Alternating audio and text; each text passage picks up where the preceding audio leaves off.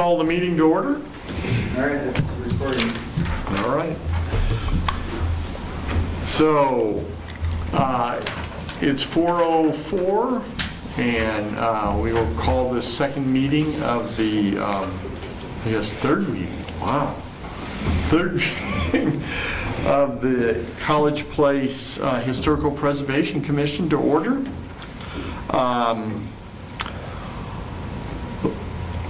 Our next move, I guess, will be commissioners present, and I will just read through the names. Stanley Green. Present. Terrell Gottschall. Here. Gary Peterson. Here. Edward Kontz is absent, and Mike Denny is here. All righty. We need to approve the October 19 minutes. I hope that each of you have had an opportunity to go through them. So I move approval with correction of Commissioner His Gottschall's name. name. Yeah. All right. Yeah, there are a couple of down below there too, so. I'm sorry, I must have missed that. We'll get all of those corrected. Yeah. Yeah. Do I have a second? Second. Okay. So, all those in favor? Aye. Aye. Any opposed? Nope. Unanimous? All righty, let's move on. You're going to approve the minutes? Right. Or the agenda? Right, and we need to approve the agenda. So I hope that each one of you got that. I originally sent it out last Thursday, but somehow it didn't connect. So, I think we just got it Monday. yeah. I left for the weekend. I went to a funeral on the west side. So anyway, so I need a motion to accept the agenda. So moved. Second. Second. Gary, second. All right, all those in favor? Aye. All those opposed? Nobody? All right. Just so for future meetings, we can approve the agenda and the minutes under one motion. One motion. If we want to Okay. anything. Okay, we'll do that. Do we need a motion on that?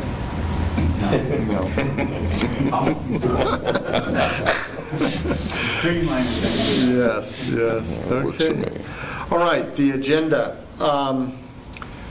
Last month, John and Gary and I went to Spokane to a very informative seminar that was held by, I guess, DAP, and Megan is from, she's from the City of Spokane, yeah, and she's their historical preservation officer. So anyway, it was well organized, and it was very, very enjoyable, and I actually learned a lot, and I will explain to you what it is I learned. And then Gary, if you have anything, or John, afterwards, let's do that. Some things I learned was that DAP was very, very instrumental in helping organize this seminar, but they're very instrumental in assisting any community, especially Spokane community there. And the primary target of their interest this seminar were homes and I guess some buildings that had been built in the early 20th century through the 1960s and 70s. So they were looking for unique homes that had special architects, very specific architects that had worked on them. And I got to meet two of these gentlemen that were there, and they were, I would say, in their mid-80s by now. Two of the architects. And one was from Europe originally, and he had designed several homes around Seattle and also a fair number of homes in the Spokane area. And he was Swiss. Anyway, Mr. I'm trying to remember his first name. Conrad, it's Conrad, boy, his last name is, anyway, I'll think of it. There's too much stuff in the index. But anyway, these gentlemen had been very, very instrumental in setting a tone in Spokane for these homes. And it was, they were beautiful. They were not cookie cutter homes by any means. And the folks that lived in them were very aware of the special opportunity they had in living there. And it was just very interesting. But anyway, what interested me most was the relationship between those homes, their preservation, the education of the owners that currently lived in them, and DAP's interest in those homes as well. And so there was a real interest on DAP's part in continuing to educate the city of Spokane and also educate those landowners about how to maintain and ensure the survival of those buildings. It was very well done. So. Yeah, they had several, I mean, it was mid-century modern Right. style architecture. Right. Was eligible for the study was on. They had everything back from residential to commercial. There were a number of churches that were on there, the Catholic churches. St. Patrick's was. And I wouldn't be a bit surprised if Assumption might have been designed by one of those architects. Yeah. Because of the similarity. Yeah, very much. Architecture. And I know there was during that period back then, there was the whole, what do they call it, Vatican II, where the church kind of refocused, the services were presented to the audiences versus before Vatican II, the priest faced the big altar at the back, and they stopped speaking in Latin. Yeah. And so I wouldn't be surprised if that transpired in some new churches throughout the Spokane Diocese, because we're in the Spokane Diocese here, so I could see that being the same. Well, the one that did the church was a Mr. Bulger, was his name. And he was, and Kunch. Anyway, I'll remember their name, I promise. I was going to write it down. And I have it on my notes from the meeting, but anyway, I'll learn this. You know, they talked about the Bauhaus movement in Europe, Germany. What was the name of the architect that was very prominent in that then left Germany to come to the United States? Right over. Do you remember the name? It's a name I should know. They talked a lot about the different students that he had, who then became well-known architects in the Northwest. And that even, it was a small fraternity back then, even IMA and some of these had gone to school together. And some of his classmates had come and chose to live in Spokane and so on. So that was interesting. But it was interesting where it was held too. It was in an old cracker factory. Yeah. You know, a 19th century brick building that has somehow survived and been renovated and so forth. But it was also kind of numbing. I mean, you know, we were in a meeting all day long, and there's a lot to do, and yet there was no real clear, this is what, I mean, they are there to support every town and whatever they decide is historically important to them. It doesn't have to be a well-known architect. They were bragging, and I don't blame them, but There are all those Kirkland Cutter houses up there. yeah, so. well, I think that was one of the names that I remember hearing. So it was Brown's interesting Edition. that some of the other people that were there attending, they were from, like Pomeroy and what's the other one that we stopped at on the way up? Colfax. Spokane Valley, which I don't think of as having lots of, you know, historical architecture, but nevertheless, the sense that they were there to support and help, all we have to do is call and ask was very powerful, strong. So the one architect that had been a student of this gentleman that had come from Germany Neubauer? Neubauer. Was that? Yes, yes, Yeah. Neubauer. And anyway, his name was Conger? Conger. Conger? Was he the one from Switzerland? Yes. Yeah, there was a Swiss. Yeah, and he's well known. I was talking to John Campbell, and he told me that this gentleman is very well known in the Seattle area because he was on such demand to design homes for lots and lots of folks in Seattle and Bremerton.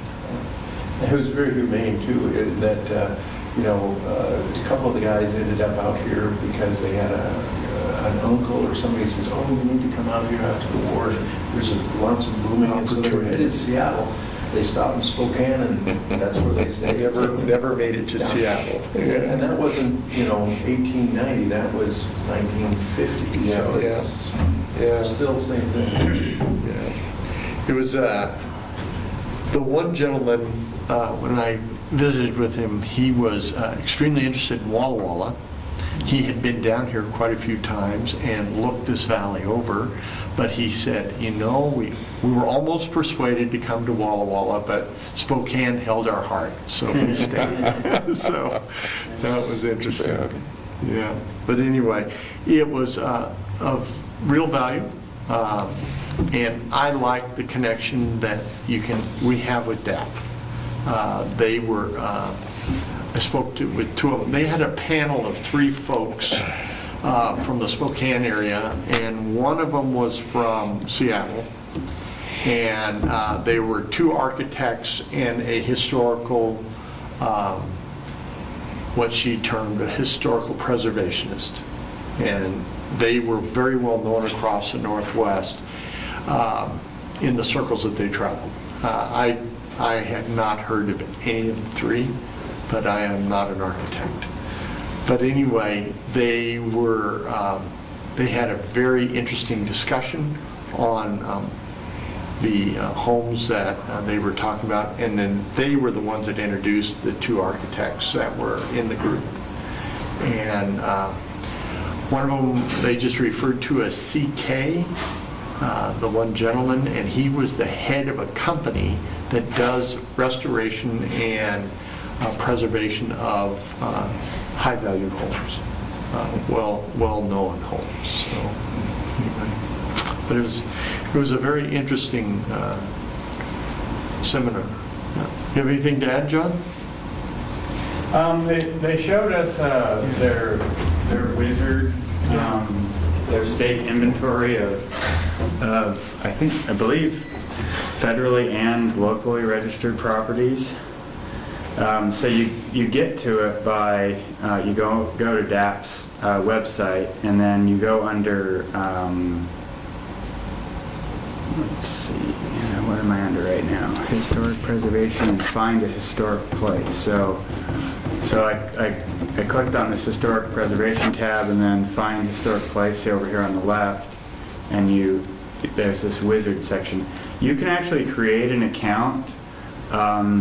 And I think maybe you have a little bit more access, possibly even the opportunity to make changes to or make notes of properties that are of significance.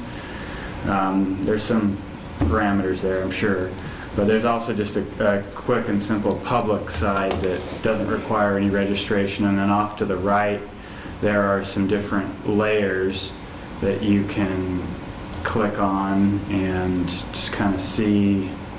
So I don't know what all this does, but we're gonna do it and see.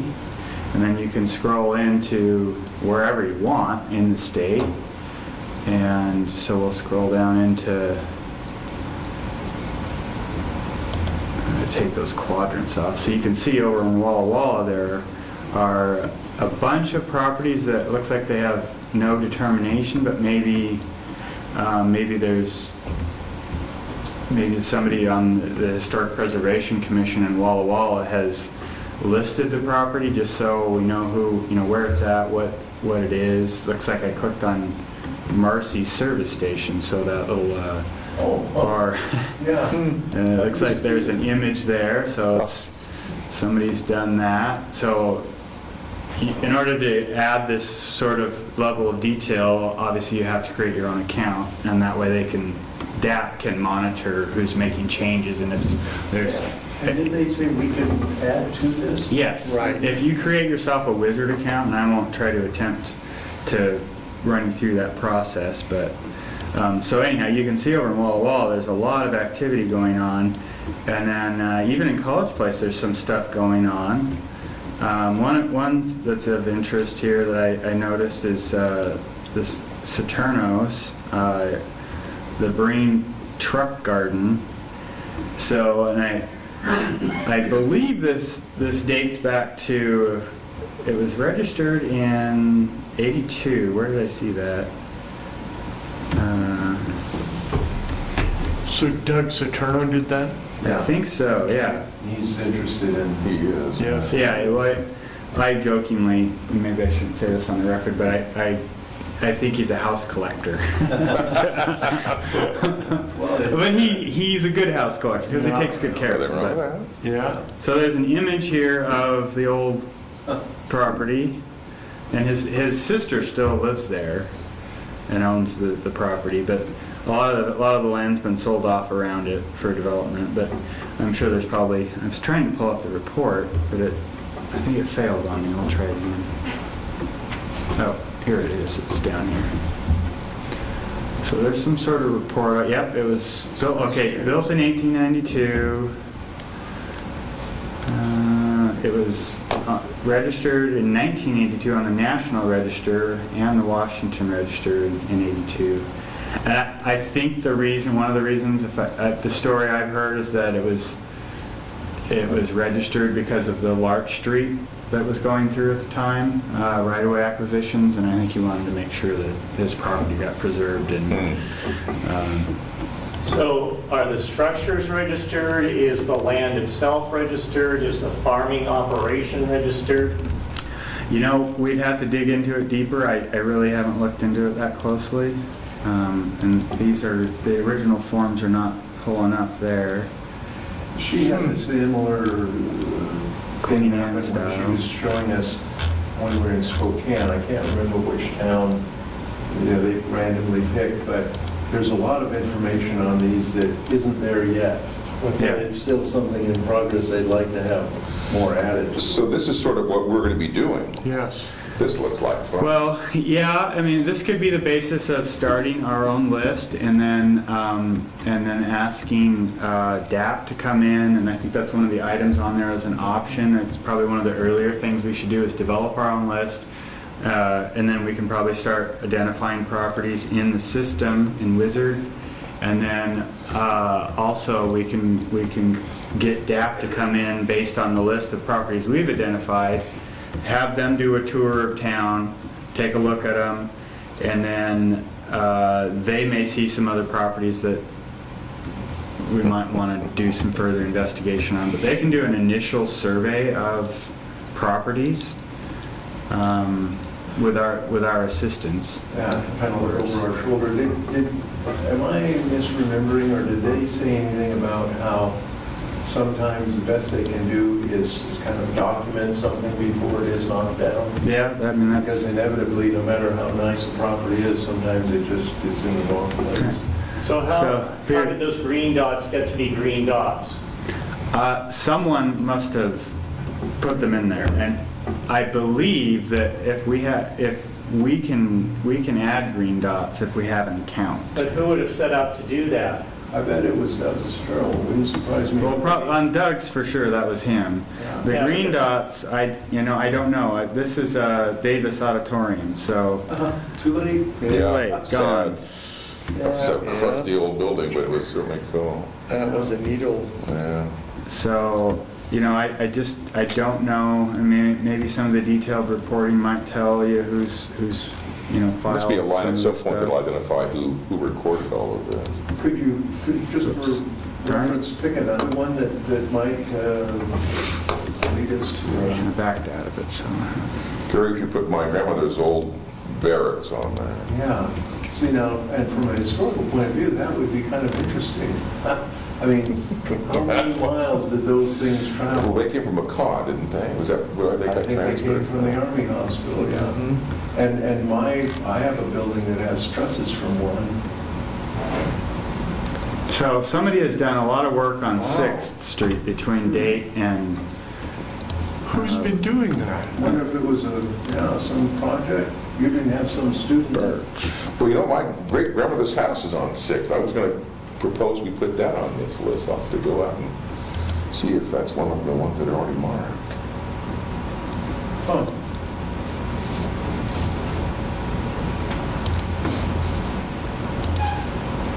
Huh. I'd be so, curious you know, who's you're- doing that.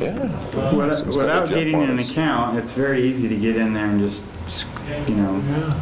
mess around with stuff. And if you have questions, you can call DAP and they can explain how it works and Yeah. probably teach you on how to add stuff if you want, or... So one thing that was stated at this seminar was that any one of us can establish an account. Yeah. And it would probably be well worth our time to do it early on in our process. And once we get that established, then we can, if we have issues and challenges trying to do something on there, they will help. That's Yeah. Thompson's place. By the... So What a that's fantastic determined eligible. reference. It's a great tool, too. Oh, yeah. Man. Oh, my. Yeah. These computer things are here to stay, I guess. So, I believe when I think they'll only get I mean, better. What's that cluster? I Have to wonder? get Well, a that kinda goes teenager back to to figure out how it 6th. works. Yeah. Oh, I see, so it's, okay. So these are all determined to be eligible. So those are all properties that were put in, not specifically, No, I already pulled that one out. Okay. They are old.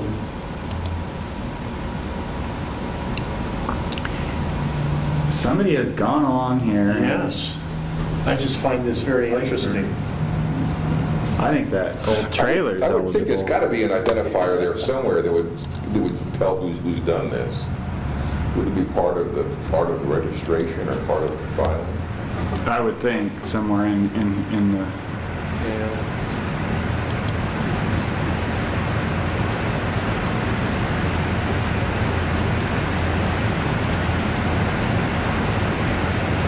I wonder if it wasn't, what was the name of the gentleman that, Sprint.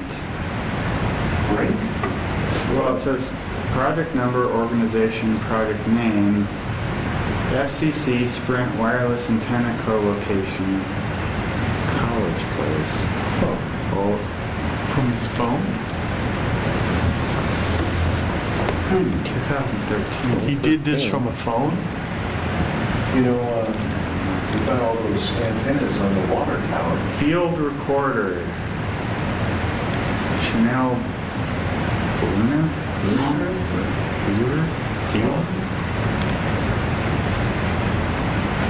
So they described this bungalow.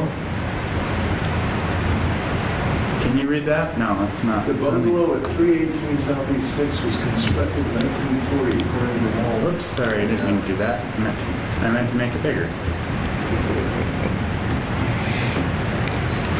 Sorry.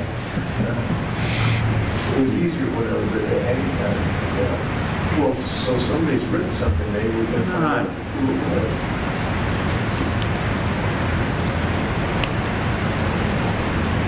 Your husband. Oh, I apologize for shutting that off. Now I can't get it back on.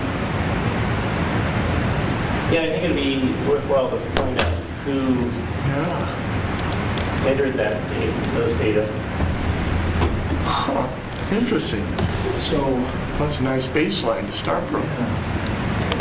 Just curious who it is. Yeah, so it's a great resource and we can add to it. Yeah.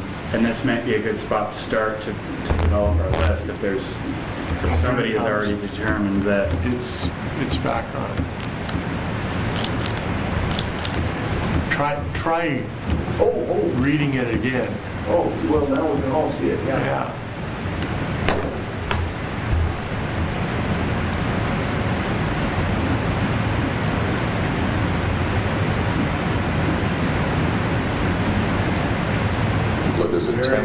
fees of some sort. Yeah. So you have criteria. So we don't have to, if we can develop a list, we can get DAP to come in and evaluate. They have an architect and he was at the, Right.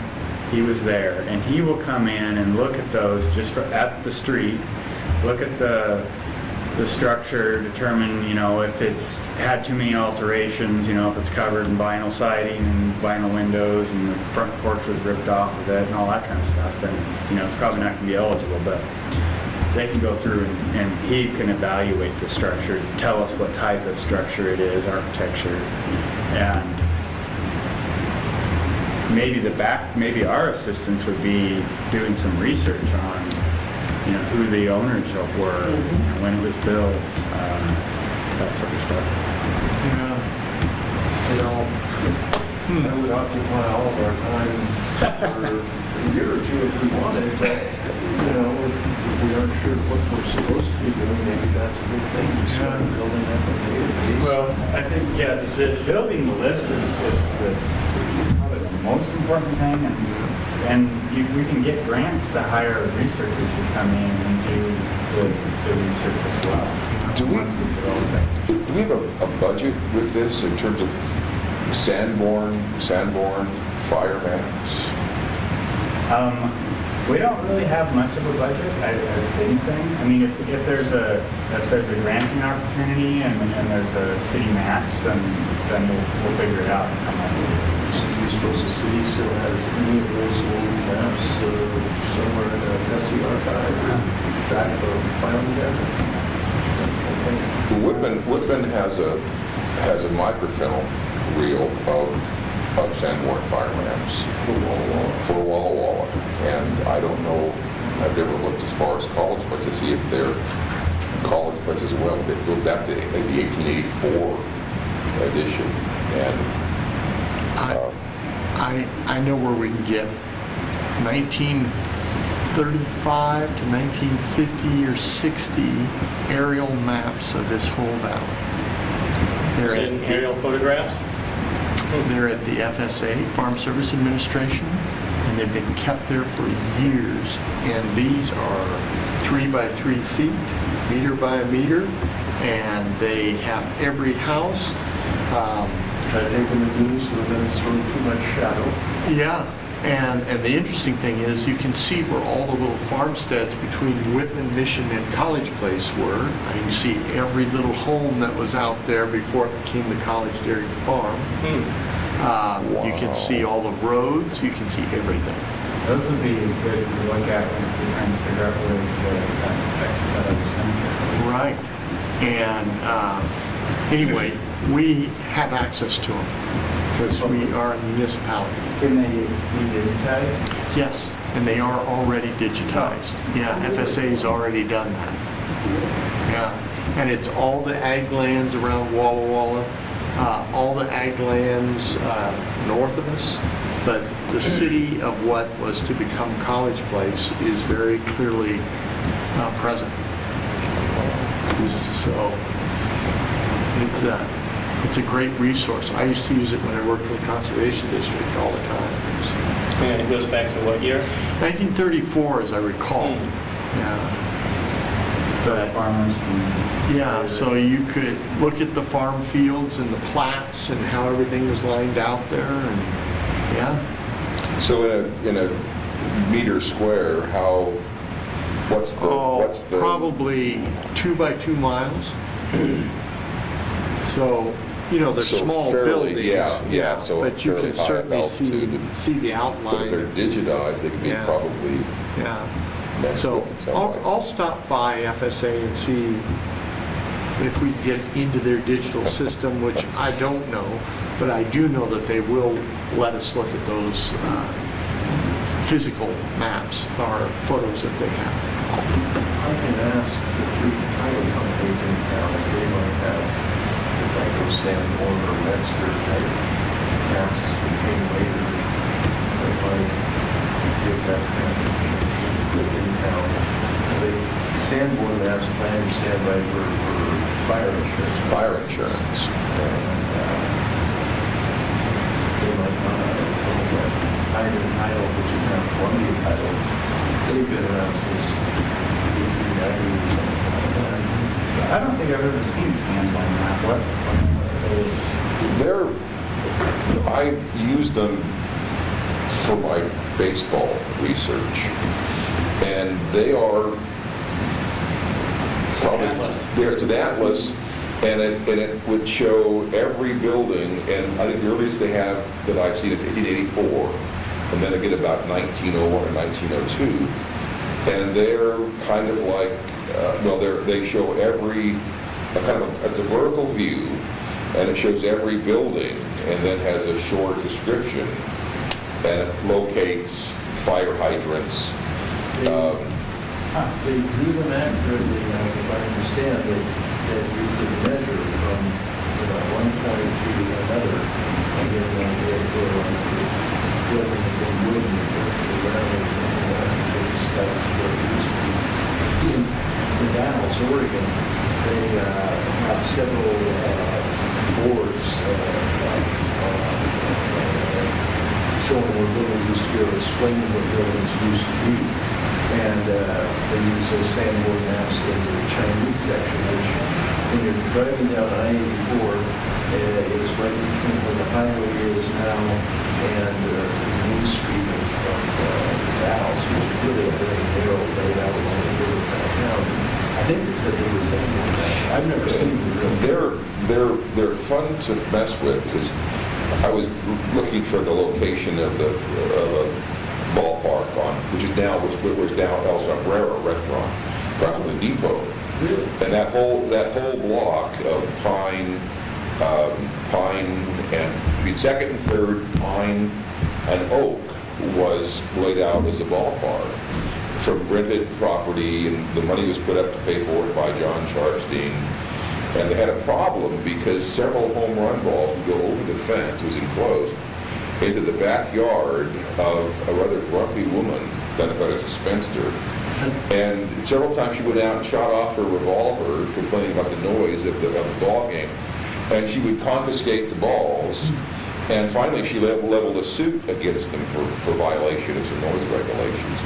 This is all covered locally by the newspaper, with sort of tongue-in-cheek humor in terms of it all. So, but I've been trying to get a hold of somebody here in town had them digitalized and up on a website until about 6 months ago, and they've disappeared. And I don't know if they got taken down for some sort of copyrighted reason. Whitman has the microfilm, the State Library has the microfilm, and they'll sell, you can buy them, but it's like $20, they tell me $20 a sheet, and even the 1884 set was 5 sheets, and by 1901, I think it was like 50 sheets and $20 a pop, and that's a bit outside my budget, why I asked. $20 today or $20 back then? $20 today per a PDF, or a digitalized PDF. Which I thought was a little bit pricey, so my plans of acquiring a collection is out the window. Well, being a public agency, we might be able to get a piece of it. Well, I can pass the information on to you. Contact. Because they really are, well, and it also identifies the purpose of every building, where Crawford Park downtown, the transfer station, the farmer's market downtown, that was the red light and Chinese laundry district, and Main Street, nothing but bars and saloons in 1891. The other side was Chinese laundries. It's fascinating. I'm sorry. It's interesting to look at what was where on those things. Would DAP have access to those? Oh, boy, I They bet might. they would. I bet they would. Because I've discovered over the years they have access to just about any historical map or tool you're after. They really are a great resource. So right down to head gates. They can tell you the year a major head gate was put on any river and the concrete used. Because we went to take out a head gate when I worked for the Conservation District, and we were told, no, you don't touch that one. That's a historical piece of history, and you don't take it. We said, you're kidding, it's an old concrete obstruction. Nope. So we had to redo the whole channel and go around that. And it's still sitting out there by Tushy. Is this a state organization? It is. Out of Olympia, or is this out of the? Olympia. Out of the Public History Office at Olympia. Or at Cheney, okay. They're Okay. just down the street from the Capitol to the east of the Capitol. I've been in their office many times. It's a great law It is. to conserve these things. Yes. So, anyway. So I think we'll proceed on down the list here. Does anyone have any questions about how DAP operates, or how they're funded, or what they'll do? That's Department of Architecture and Historical. Right. Archaeology. Archaeology, yeah. So I'll just kick through it. John, if you have anything to add. I will tell you from my experience with DAP. DAP was always one of the first stops we ever made when we were going to do any type of project in a historical site. So we had contacts with them through the Conservation Commission, which is a state agency as well. And so I would call this gentleman up in Olympia, and invariably I'd end up talking to his archaeologists that worked for him, and we would talk about what our project was. Well, it was invariably an in-stream shoreline project, or it was burying old feeder canals and putting it into pipe because of the water savings. So oftentimes those feeder canals were considered a historical project. So we had the Italia Canal out in western Walla Walla County that was built in 1905. And it was done in such a way that it was I guess, kind of a scam at first. It was to get people to buy land and set up plats and farm fields, and then they would sell the irrigation rights out of the Italia Canal. Anyway, it failed miserably. But anyway, they had a dam on the Tushy River, and that was the first dam, or on the Walla Walla. That was the first dam that went in on the Walla Walla, and it actually stopped salmon and steelhead from getting upstream. And at the time, the state didn't care. It was no big deal. So they were actually diverting Walla Walla River water into the Italia, and it went down to Wallula from just above 9 Mile Ranch. But anyway, aside from that, we had to deal with DAP. And that's where I first really got to know this agency. And what I discovered was that they genuinely have a passion for protection and preservation of historical objects in sites. And they're very good at it, and they do their research. Nothing is haphazard with these people. They understand exactly what is historical, and they understand the needs of the landowner. And so they try to come to some successful agreement with that landowner. Say he wants irrigation, or he wants to put in a center pivot or something. They'll work with them. So they're not an organization that's going to shut everything down to keep something in the field, which is interesting to me because sometimes they do that. And so I don't know how they decide that, but I have seen it where they will shut everything down to protect something, and other things they let go. So anyway, I guess it's a decision made internally within DAP, and they proceed from there. So we were never, those items were never discussed with the Conservation District, so I was never privy to that. But anyway, I found them to be very informative. They are financed by the legislature. They have to go before the legislature and request funding.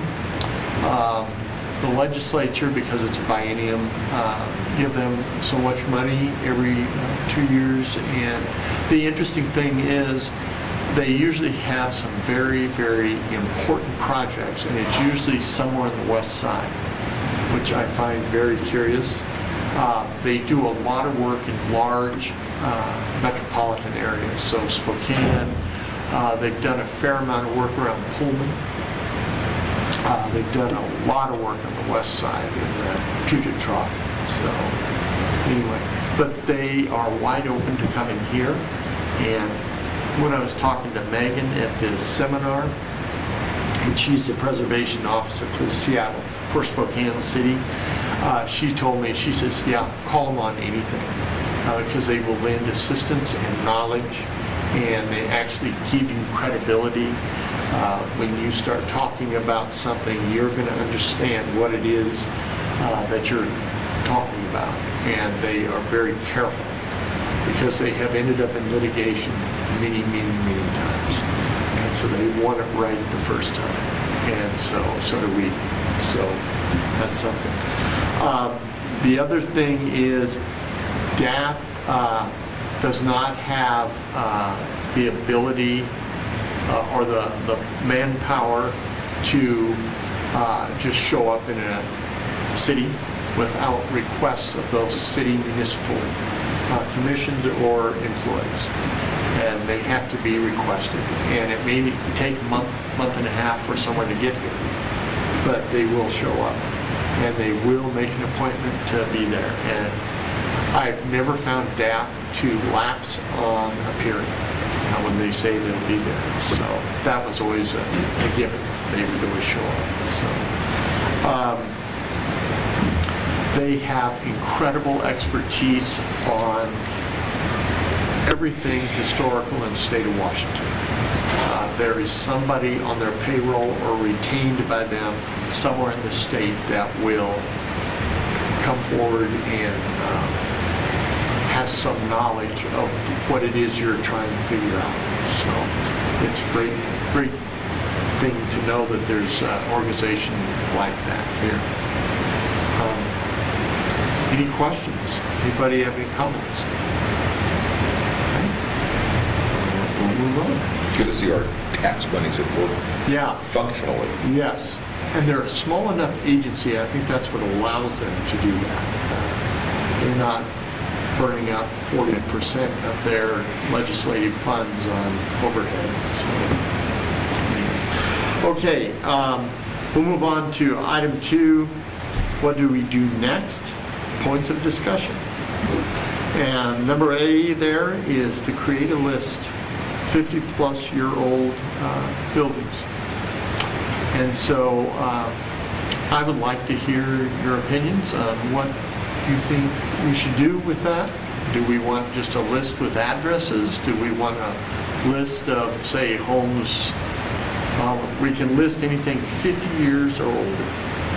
So 50 years ago, that was 1967. yeah, Which makes seems that historical. no, it doesn't.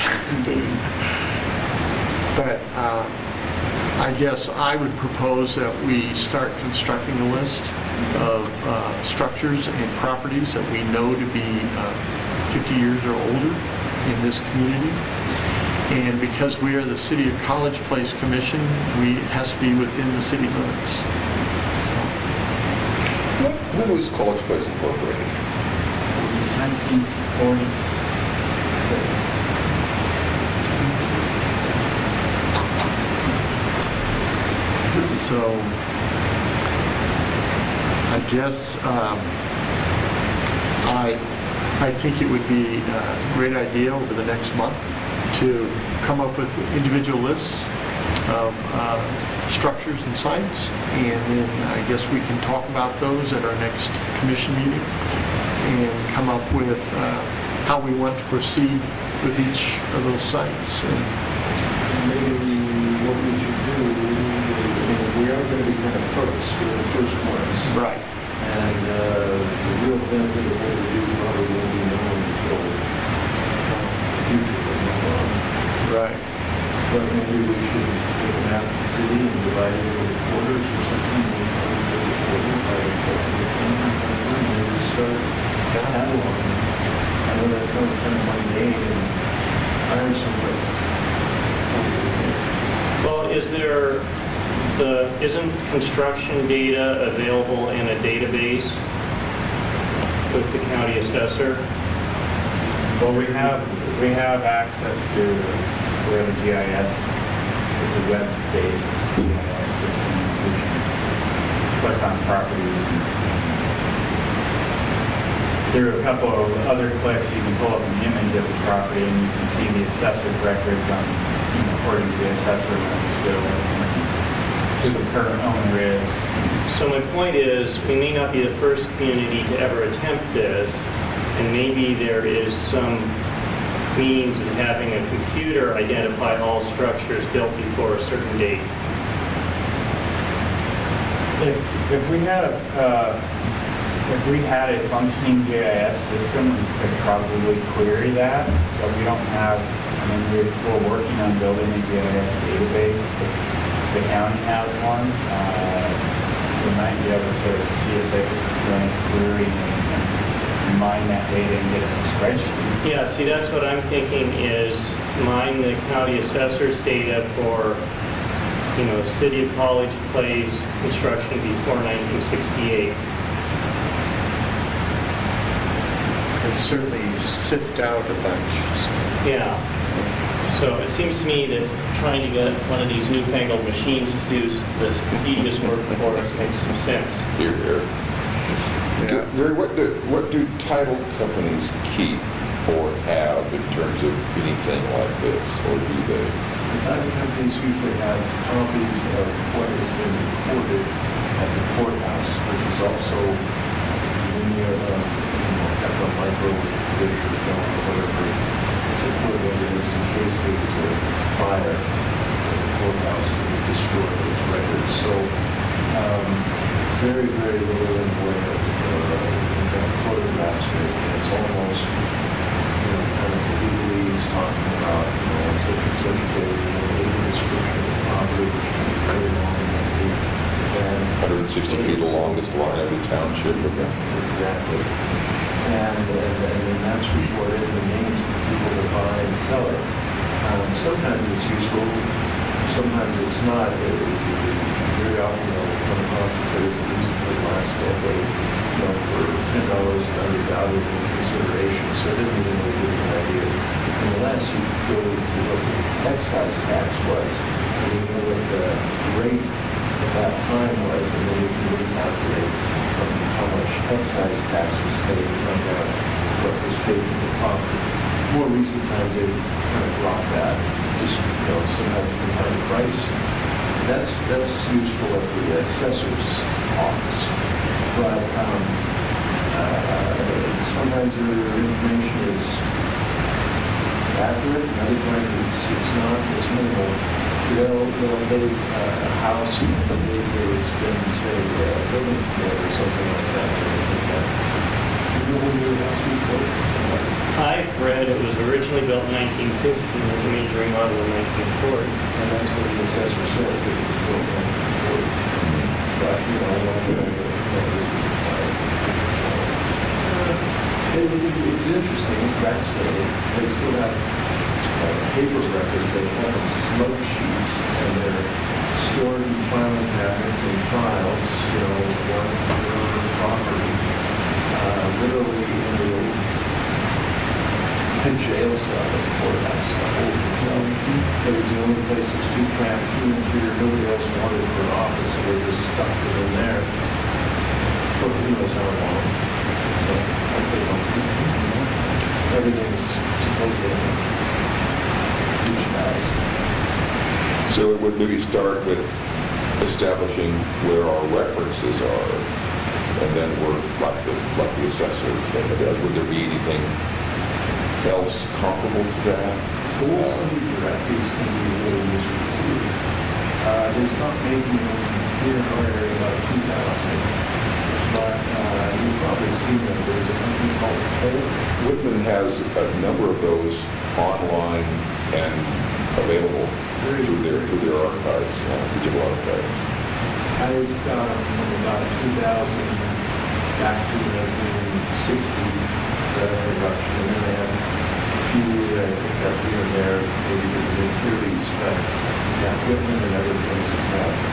And what they do is, you can search by street, you can search by person's name. And in the old days, they used to give a lot more information than they do now. So I remember just getting sidetracked and looking at this where the octopus, what's the name of the toy store? Inland octopus. Inland octopus. Okay, you go back a little ways in the 30s, and I think they had a women's shop. I think it was called Beauty Baby or something like that. And then by looking at that, and then at who owned it, and where they lived, and what it described those people through the course of the years, you can see where it was a family, who was widowed, she and her daughter. I mean, it's really interesting, but way too much that, you know, something that we want to do, that's for sure. I was thinking if we, you know, yeah, I can see why we want to try and speed this up. Yeah. Not reinvent. Well, another option is to develop a list of, A-list properties that we know we want on there. They're, they either have, some personal historical significance associated with the property, or it's just a gem of the property that we want to do right away. Work that route as well. And yeah, I kind of think that the thing we get to, I think where correct me if I'm wrong, that there's a lot of these things we can't really preserve, but we can recognize, so at least people know what they're dealing with before they swing the record.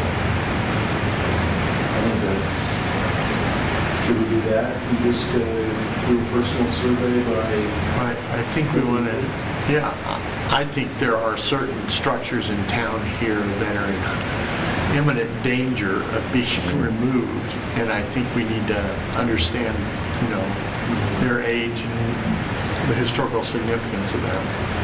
I guess I'd look at some of the buildings on college campus, university campus, that, are irreplaceable. I also look at the old church that's over here, Bryce Cole has. Yeah, I only wince at the irreplaceable because they are replaceable. But there's still something lost forever. Yeah.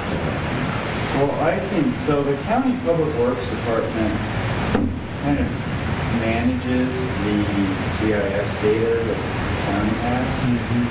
And they used to have a GIS department, they don't, but they still have somebody that works for the county public works that knows, that kind of maintains their existing system and the way it functions. Mm-hmm. So I'll see what I can get from them if they can do some mining with that data and at least get us some spreadsheets with addresses and dates of documents. I'm sorry, what is GIS again? Geographical Information System. And you know about Map Sifter. Yeah, well, and that's kind of what that's not called Map Sifter anymore. Oh, okay. That was the... Yeah, I use that all the time. Used to.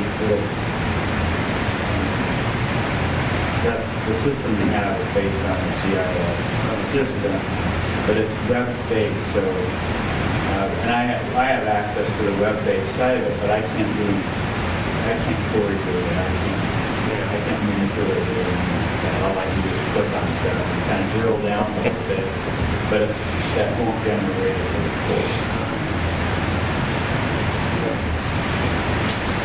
So I will do that. Well, I guess one of my suggestions would be to come up with a list of structures that we know to be, to put it bluntly, old and historical. And then I would strongly suggest we quarter the town and start looking at structures in those quarters. And see what John comes up with as far as quarry for the city of College Place. But, is there any way that we can take photo of the place, like with our phone camera, and then email it or somehow transfer it to you so that we can look at a big screen on the screen behind while we're, all evaluating what's working and what isn't. Yeah, if you guys We all have phones. You can stick them in a folder then and yeah, just I look could at create it. Look at you clearly, Yeah. don't send me 17 photos and don't not identify. Didn't you say something about you learned that there are grants available for doing research? There are grants available for doing research on individual properties or an entire report. You can take all of the properties that we've identified that we think might be eligible. I see, okay, So the first step is develop that list. okay. And then we can get a hold of DAP and get them to come down, take a look and have their architect evaluate the list we have. Okay. And then he can earmark the ones that he thinks are eligible, and they'll generate a report. Okay. And there'll be a limited amount of data on there, like the architectural style, when it was built, maybe who recruited the first owner was, if we can get that information. And then from that list, we can apply for a grant, and they can take that list and do extensive research on the properties. This is how I understand it. I could be wrong, but they can develop an even greater detailed report on each property, and then from that we can work with the property owners to get it on the registry.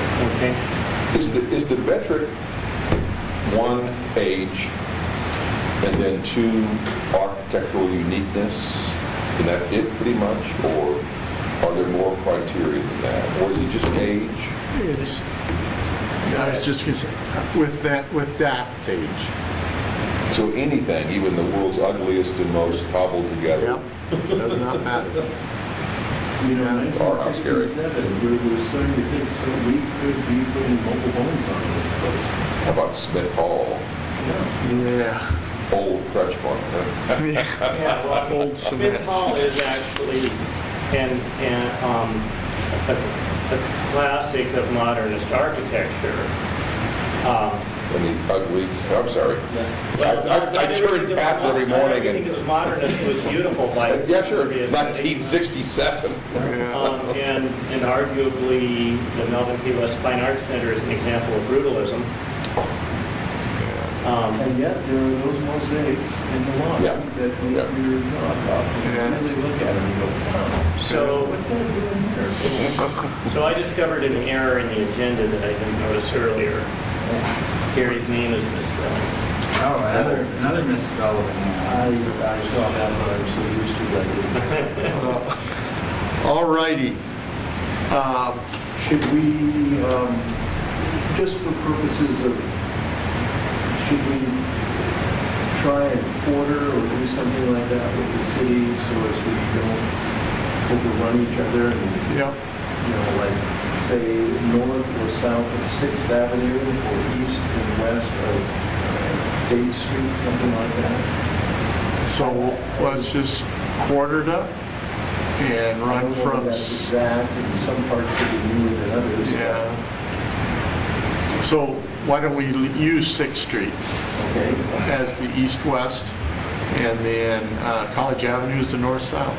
Yeah, but College Avenue is too far west. It is. The bulk of town. Oh, let's use Date. Date? Okay. Yeah, We'll use Date. Date and 6th. Okay? So, Who's going to be north and who's going to be south? I would take the southeast quadrant. I'll take northwest.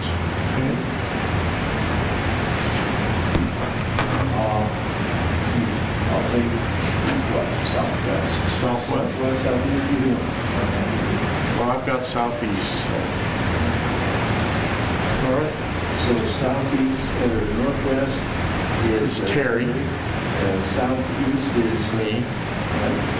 And, So I guess I'll do northeast. okay, I'll due southwest. Now, I'm going to be out of town all of November, Okay. so